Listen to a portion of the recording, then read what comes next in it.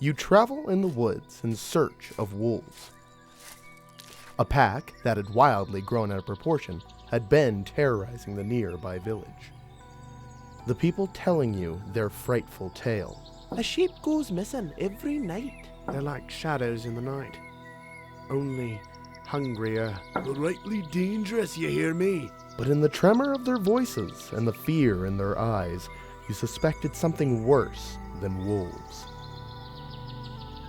Wolf tracks lead you to an extruding cave. Approaching it, you're stopped when the cavern reveals a voice.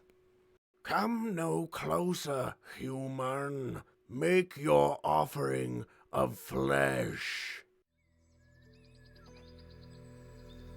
How do you proceed?